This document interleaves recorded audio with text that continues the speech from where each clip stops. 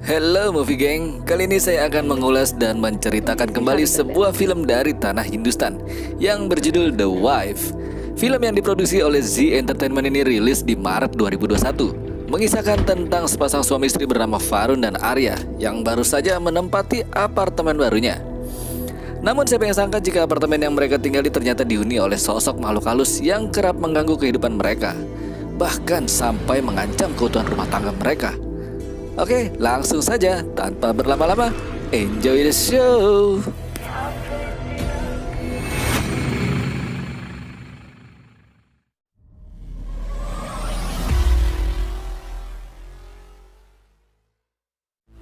In the beginning of the movie, alias di awal adegan, kita saksikan pasangan muda yang baru saja menempati apartemen barunya. क्यों ना हम फैमिली शुरू करें? क्या हो? Saat sedang asik memadu kasih, tiba-tiba saja mereka dikejutkan oleh pintu lemari yang bergerak-gerak. Setelah ditindaklanjuti hal tersebut oleh Varun, ternyata terdapat seekor burung gagak di dalamnya.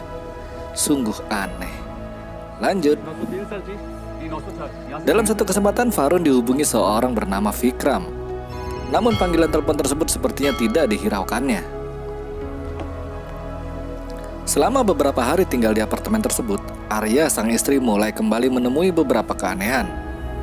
Salah satunya dari hiasan meja yang tiba-tiba saja berhenti.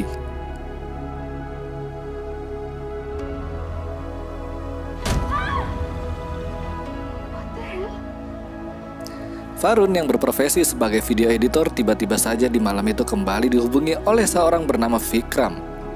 Dan lagi-lagi panggilan tersebut tidak diresponnya. Di pagi harinya, Arya yang baru saja bangun dari tidurnya kembali menemui kejanggalan di mana mesin cucinya bergerak-gerak sendiri. Berusaha menenangkan dirinya, ia pun hanya menganggap hal itu disebabkan oleh hembusan angin. Dalam rasa was-wasnya pula, ia mendapati frame foto dirinya dan suaminya tiba-tiba saja sudah terjatuh dan pecah. Di malam harinya, ia menceritakan semua kejadian yang ia alami di apartemennya kepada Varun suaminya. Namun cerita yang disampaikan Arya sepertinya dianggap Varun hanyalah hal biasa dan tidak perlu ditakuti. Di pagi hari saat terbangun, Varun kini juga mulai mengalami hal serupa, di mana di bagian punggungnya tiba-tiba saja terdapat luka goresan. Lanjut ke adegan di mana Arya kini mempekerjakan seorang asisten rumah tangga yang kebetulan memiliki seorang anak kecil dan selalu dibawanya bekerja. Suatu ketika Varun merasa terkejut atas kehadiran Arya di belakangnya. Menyikapi hal tersebut, Arya pun bertanya mengenai Vikram. Akan tetapi Varun sepertinya tidak menggubrisnya dan mengatakan hal tersebut bukanlah hal penting yang perlu diketahuinya. Di hari berikutnya seperti biasa sang asisten melakukan aktivitasnya. Sambil ditemani putri kecilnya, tanpa disadari makhluk gaib penghuni apartemen mulai mengganggunya. Mulai dengan gelas yang bergeser dengan sendirinya, juga diikuti penampakan sosok di dalam lemari.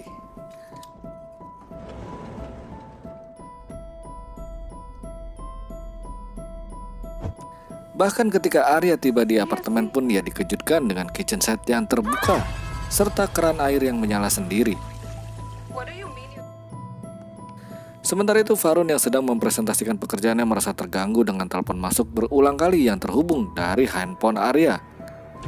Varun mengatakan proyeknya gagal dan ditolak lantaran Arya selalu menghubunginya di jam kerja.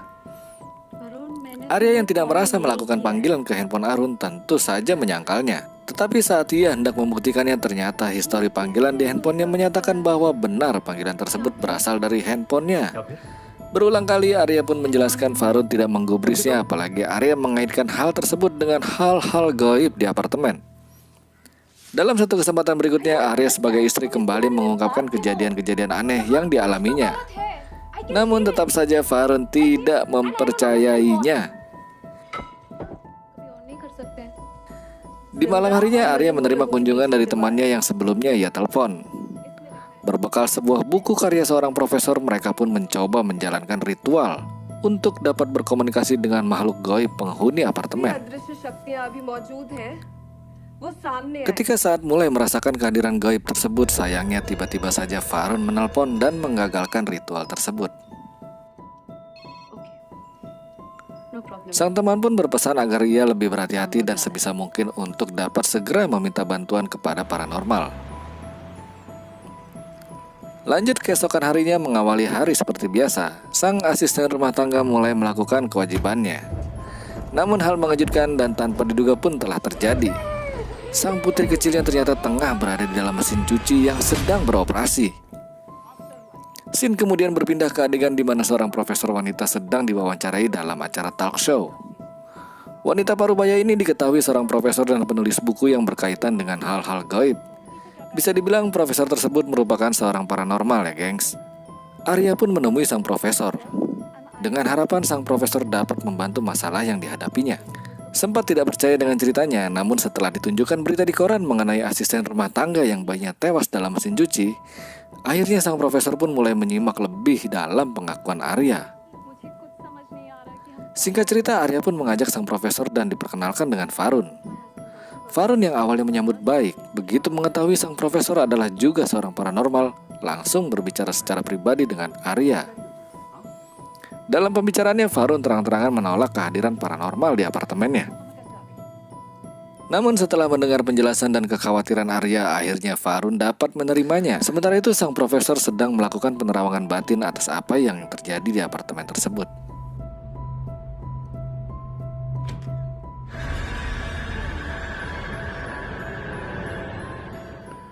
Setelah menemui beberapa kejanggalan, sang profesor pun menjelaskan kepada Farun dan Arya, di mana ia mengatakan bahwa ada hantu perempuan bernama Sarika yang mengikuti keberadaan Farun. Hantu ini juga dikatakan berniat untuk membunuh Farun.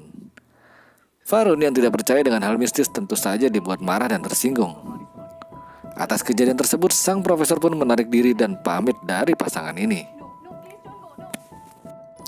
Di malam berikutnya, Arya yang sudah kebelet tidak tahan untuk menabung di bank pribadinya, meninggalkan Farun yang sedang tertidur sendirian di kamarnya.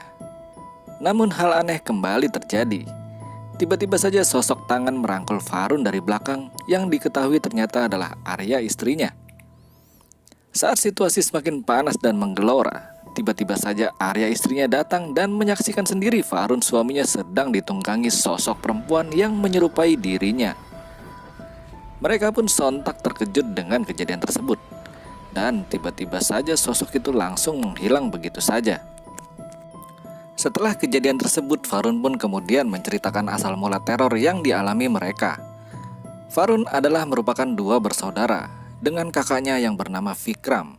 Ia menjalani rutinitas layaknya remaja pada umumnya di desa. Sang ayah yang juga merupakan tuan tanah di desanya, ternyata juga sosok rentenir yang kejam terhadap para petani.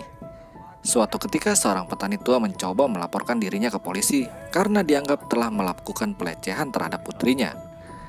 Tidak tinggal diam, si ayah justru menindaklanjuti hal tersebut dengan mendatangi seorang penyihir tua yang cukup ditakuti di desanya.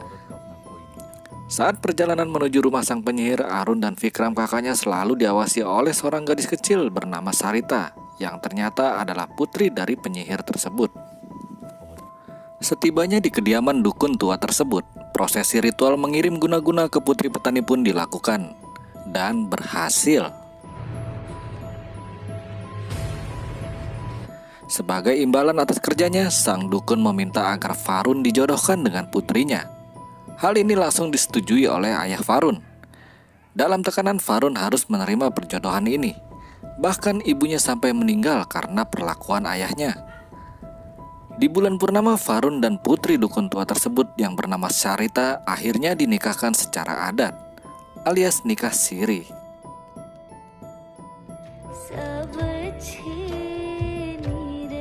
Farun yang sudah menikah tetap menjalani aktivitasnya layaknya remaja di desa tersebut.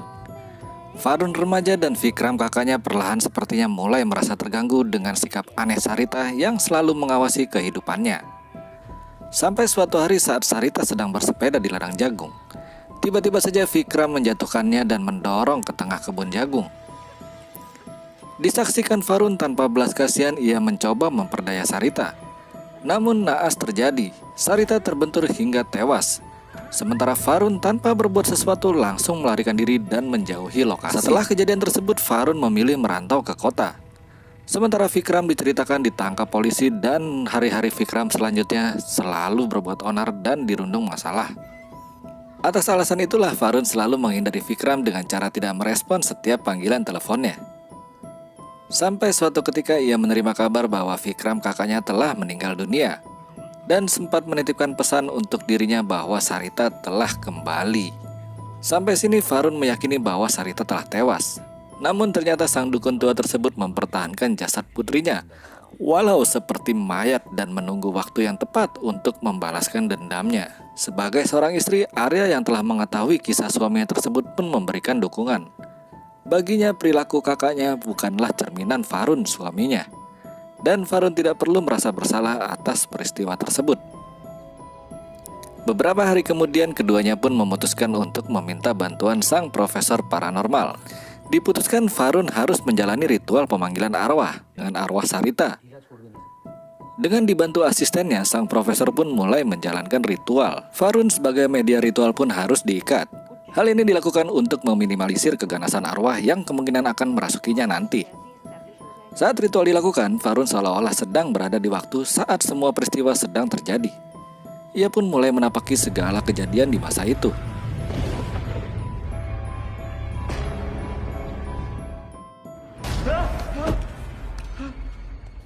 Dalam visualnya, ia diperlihatkan sosok dukun tua yang telah tewas dalam posisi tergantung. Di sana ia juga diperlihatkan saat sang dukun menguburkan mayat putrinya di lantai kediamannya. Ketika ia melangkah ke ruangan lainnya, ia diperlihatkan ketika sang dukun membunuh Sarita putrinya. Ketika Varun mencoba membuka kain penutup jasad tersebut, tiba-tiba saja melihat Varun yang mulai kerasukan, Arya memohon untuk menghentikan ritual tersebut. Namun sang profesor berkata ritual harus tetap dilanjutkan dengan segala resikonya. Ketika si mulai tenang, tiba-tiba saja Varun makin tak terkendali. Dengan ritual selanjutnya yang dilakukan asisten profesor, akhirnya arwah penasaran itu pun bisa lepas dan meninggalkan tubuh Varun. Varun आगे तुम्हारी पूरी जिंदगी है। Kini kehidupan mereka kembali normal. Bahkan Varun berencana ingin memiliki 2 orang anak. Lanjut ke adegan di mana Arya memohon izin kepada Varun yang sedang mandi untuk turun ke lantai bawah. Dalam situasi ini digambarkan Varun kembali mengingat kejadian yang lalu. Yang dalam adegan ini digambarkan bahwa Varun ternyata telah memutarbalikkan fakta, di mana dia sebenarnya pelaku utama dari peristiwa kelam di masa lalu. Dan atas dasar itulah arwah Sarita kembali dan selalu memburunya.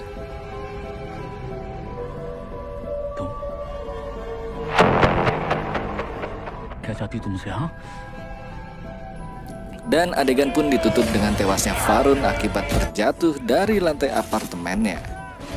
Film pun tamat.